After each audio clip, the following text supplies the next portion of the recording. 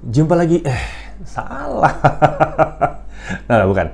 Ini bukan reviewnya Jagat Review, tapi kita tetap akan ngebahas notebook yang satu ini. Ya, ini adalah Asus VivoBook S14 S433. Ya, yang satu ini memang agak beda karena datang di tahun 2020. Laptop yang satu ini didesain spesial untuk Gen Z.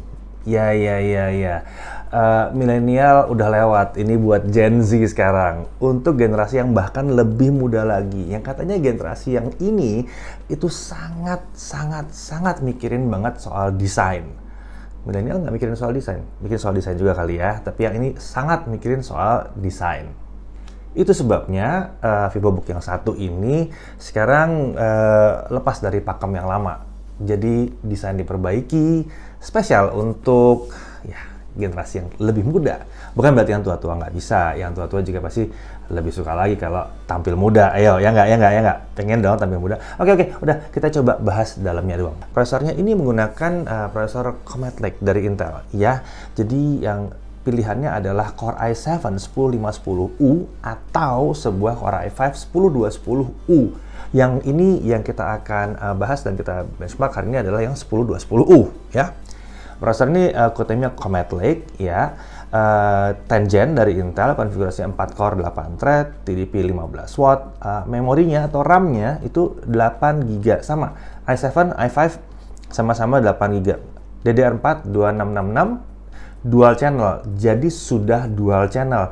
Nah, RAM ini adalah RAM onboard, jadi emang nggak bisa ditambah lagi, ya. Nggak ada slot-slot yang buat nambah. Tapi 8 GB itu udah oke banget, apalagi kalau udah dibikin dual channel, jadi performanya udah tinggi. Apalagi karena storage-nya sudah SSD. Ya, storage-nya adalah SSD 512 GB M.2 NVMe PCIe, jadi harusnya kencang nih storage-nya ya. Dan dia masih punya discrete graphics atau VGA tambahan, GeForce MX 250 versi full power ya, dengan 2 GB GDDR5. Kemudian ya menarik bahwa si prosesor Intel kan masih punya integrated graphics. Nah, itu masih hidup juga. Jadi itu bisa switching, tukeran sama Nvidia-nya ya. Switching. Jadi kalau misalnya bebannya tinggi ke Nvidia, kalau bebannya rendah dan butuh penghematan daya, pindah ke Intel-nya. Nah, kalau kita bicara soal desain, ini desainnya adalah clamshell atau laptop klasik, bukan convertible. Materialnya adalah aluminium alloy yang membuat dia kokoh tapi tetap ringan. Nah, untuk desain dan warna, bentuk dan lekukan bodinya itu khas banget Asus VivoBook S Series ya. Ada finishing khusus yang membuat permukaan bodi itu sangat mulus banget gitu ya. Kemudian ini dikombinasi dengan diamond cut design. Jadi di pojok-pojok ini nih ada diamond cut design. Ya di pojok dipotong lagi gitu ya. Kalau diamond kan begini gitu ya, bukan rata terus belok, tapi rata dipotong dulu. Nah, ini potongan ininya tuh diamond cut design, dipotong di sebelah sini nih. Ada diamond cut design katanya di situ ya. Nah, itu membuat penampilan jadi lebih mewah lagi gitu ya. Ada 4 warna pilihan, tapi itu warna di belakang sini ya, bukan di depan sini. Depan sini sih mirip-mirip aja, gini-gini aja gitu ya. Ada pilihan Resolute Red, merah. Ada Gaia Green, hijau. Ini keren nih, merah sama hijau nih. Ada Dreamy Silver. Kemudian ada Indie Black. Black standar. Mungkin buat kalian-kalian yang nggak suka warna-warni. Tapi ada silver, ada green, ada merah, ada hijau, ada merah. Ini membuat warnanya emang pilihannya luar biasa di situ ya. Nah, untuk body lainnya selain yang di bagian punggungnya layar tadi itu semua warnanya di silver. Oh iya, sadar nggak bahwa ini adalah laptop Asus pertama di Indonesia yang dari serinya VivoBook yang pakai logonya VivoBook. Jadi bukan hanya logo Asus. Jadi kelihatannya Asus ingin menyampaikan bahwa gitu ya, VivoBook ini sudah punya identitas khusus sendiri. Nah, yang menarik adalah di tombol enter nih, itu ada aksen warna yang katanya Asus itu namanya Yellow Gen Z. Jadi kuningnya Gen Z itu kayak begini nih katanya ya, kayak yang di tombol enter ini. Oke, saya mau coba pakai ini sering-sering kali ya, Gen Z, biar lebih suka mungkin. Nah, komposisi dan pilihan warna ini membuat laptopnya jadi tampil mencolok dibandingkan laptop-laptop yang lain yang warnanya lebih konvensional tentunya. Menarik bahwa Asus juga nyediain bonus sejumlah stiker dengan corak-corak yang unik yang bisa ditempel pada permukaan belakang layar. Jadi ini bikin penampilan laptopnya bisa lebih stand out, bisa lebih beda ya. Untuk dimensi, panjangnya adalah 32,4 cm, lebar 21,3 cm, dengan ketebalan hanya 1,59 cm. Jadi memang ini tergolong laptop yang tipis. Untuk bobotnya cukup standar di kisaran 1,4 kg. Layar utamanya 14 inci, ini Full HD 1920x1080. Ini adalah layar IPS level, jadi memang dari kanan, kiri, atas, bawah kita tidak ada perubahan warna ya. Ini menyenangkan sekali punya layar kayak begini ya. Jadi nggak repot kalau mau dipakai buat desain juga. Ya, itu terjadi karena viewing angle-nya memang 178 derajat, ya mirip banget dengan IPS. Kemudian dia juga 100% sRGB. Oke, jadi mau editing harusnya sudah lumayan oke di sini ya. Mau edit foto, mau edit video sudah lumayan oke. Nah, untuk desain layarnya ini bukan pakai Nano Edge Display. Dia tipis di 3 sisi. Tipis, tipis, tipis gitu ya. Kanan dan kirinya itu 5,7 mm. Sementara sisi atas itu 10,8 mm. Ini membuat screen to body rasionya menjadi 80%. Sangat kekinian sekali. Untuk layar, tersedia fitur Splendid dan True to Life di software My Asus untuk mengoptimalkan kualitas tampilan. Jadi bisa di setting-setting di situ ya. Lalu kalau kita bicara audio, ini audionya adalah stereo speaker ya. Ini Harman Kardon Certified. Iya, jadi bukan speaker kaleng-kaleng, Harman Kardon Certified. Posisinya itu di dekat kaki depan kanan kiri ya, di bawah-bawah kanan kiri di situ. Dan ada software Audio Wizard yang kita bisa pakai untuk optimalin kualitas suara. Oke, kita masuk ke bagian konektornya. Di sisi kiri kita lihat ada satu DC in, ada satu HDMI, ada satu USB 3.2 Gen 1, ada satu Type-C USB 3.2 Gen 1, Type-C ya tadi ya. Lalu ada satu audio combo jack 3,5 mm. Di sisi kanan ada satu micro SD slot dan dua USB 2.0. Jadi kita bisa lihat jumlah USB-nya banyak. Untuk konektivitas sudah sangat kekinian sekali. Dia menggunakan Intel Wi-Fi 6 with Gig Plus ya, 802.11ax. Jadi ini Wi-Fi 6. Ini yang baru. Ini yang bahkan routernya aja masih baru mulai di launching. Jadi Wi-Fi-nya siap untuk beberapa tahun ke depan ya. Keren banget ini. Tentunya modul yang pakai Wi-Fi 6 ini sudah dilengkapi juga dengan Bluetooth versi 5.0. Nah, untuk keyboard ini menurut Asus desain dan ukuran tombolnya sudah dibuat agar menyerupai sensasi untuk menggunakan keyboard desktop. Ya, ini diklaim bisa membuat mengetik lebih nyaman dan presisi. Ya, mungkin karena posisi dan lebarnya dan ukurannya gitu ya. Permukaan tombolnya juga diberi cekungan sedalam 0,15 mm supaya jari nggak meleset. Ya, memang enak tuh kalau ada cekungan sedikit gitu ya. Bukan yang flat rata gitu. Itu agak sedikit nggak enak pada saat ngetik. Sementara itu travel distance-nya 1,4 mm dan ini sudah keyboard spill resistant. Spill resistant ini luar biasa ya. Dan ada backlit-nya pula, ada backlit warna putih di sini dengan 3 tingkat kecerahan. Untuk touchpad, ini posisinya center to body, tapi juga lumayan center terhadap spacebar, jadi tidak terlalu mengganggu kalau ngetik gitu. Dan di sisi kanan atasnya ini ada fingerprint reader. Dan touchpad ini juga dilengkapi dengan Windows Precision Driver, supaya makainya lebih enak.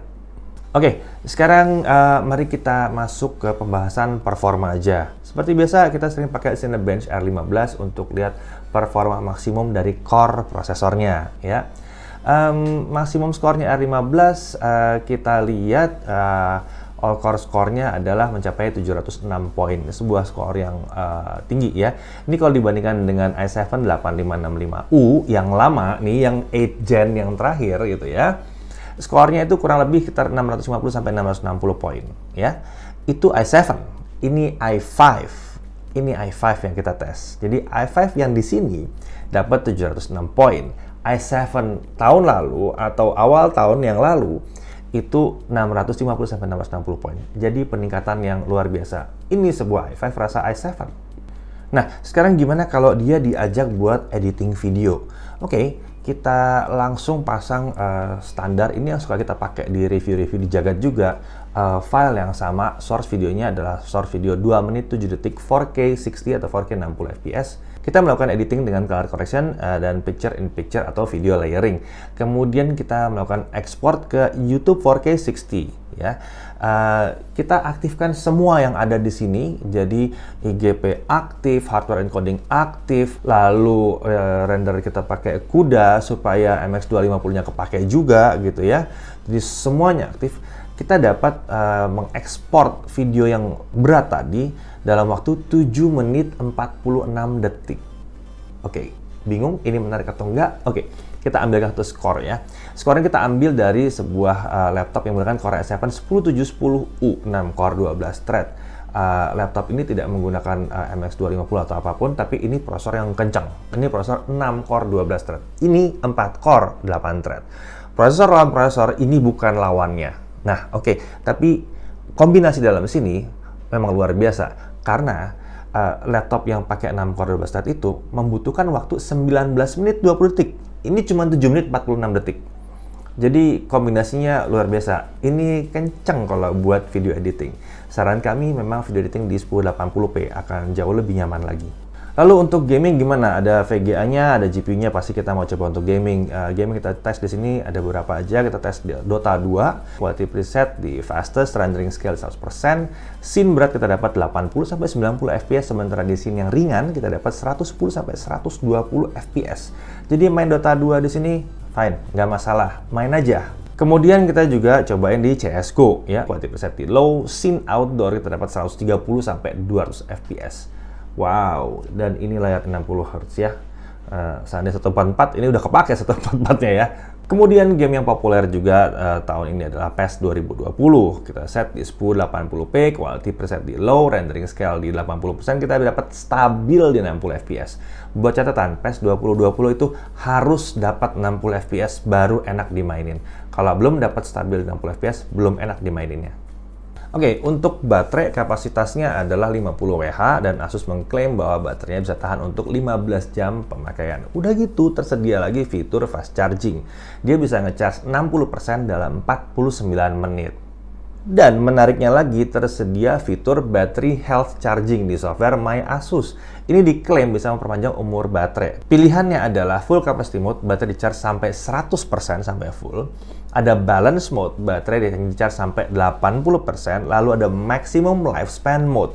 Baterai itu akan di-charge hanya sampai 60%. Jadi supaya umurnya panjang. Ya, jadi kalau kalian nyolok, dia ngecas sampai 60%, colokan ke pasangan terus, dia akan nge-bypass, tidak ngecas ke baterainya, hanya dipakai ke laptopnya aja. Sampai 60% doang gitu. Itu katanya memperpanjang umur baterainya. Mengingat laptop itu biasa dipakai lebih dari 3 tahun, ini adalah opsi yang sangat menarik sekali. Ini menarik, Asus VivoBook S14 S433 itu dilindungi dengan garansi 2 tahun dengan Asus Perfect Warranty. Nah, apa itu Asus Perfect Warranty? Ini baru saya juga mulai dengar ya. Mari saya coba jabarkan ya. Ya, ini adalah layanan perlindungan tambahan untuk pengguna laptop Asus jika terjadi kerusakan pada unit yang tidak di-cover oleh garansi standar. Misalnya kerusakan yang akibat kesalahan pengguna, seperti kerusakan karena air, layar pecah, kecelakaan, kelalaian pengguna, jatuh gitu misalnya gitu. Saya senggol terus jatuh. Ya, itu termasuk ya. Asus Perfect Warranty ini merupakan layanan premium, di mana Asus akan menanggung 80% biaya jasa perbaikan dan spare part. Wow, kalian yang salah, Asus bayar 80%. Jadi kalian hanya perlu membayar kelalaian kalian sebesar 20% dari biaya perbaikan. Luar biasa kan? Layanan ini berlaku selama tahun pertama pembelian. Jadi di tahun pertama itu kita bisa memanfaatkan Asus Perfect Warranty 1 kali. Asus Perfect Warranty ini berlaku untuk laptop consumer dan gaming laptop Asus, termasuk untuk komponen charger dan baterainya. Ya kan, banyak layanan yang tidak mengikut sertakan charger dan baterai. Ini charger dan baterai termasuk gitu ya. Dan ini semua yang dibeli mulai dari 1 Januari 2020. Oke, jadi ini adalah Asus VivoBook S14 S433. Kalau dilihat memang untuk Gen Z cocok ya, karena penampilannya keren, tipis, ringan, fiturnya lengkap, dan performanya mumpuni untuk gaming-gaming ringan.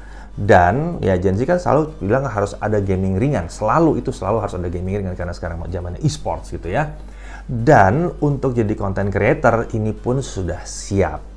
Ya, kurang lebih itu yang bisa kami ulas mengenai Asus VivoBook S14 S433. Satu laptop yang sangat menarik sekali dan menurut kami akan jadi standar untuk 2020 ini.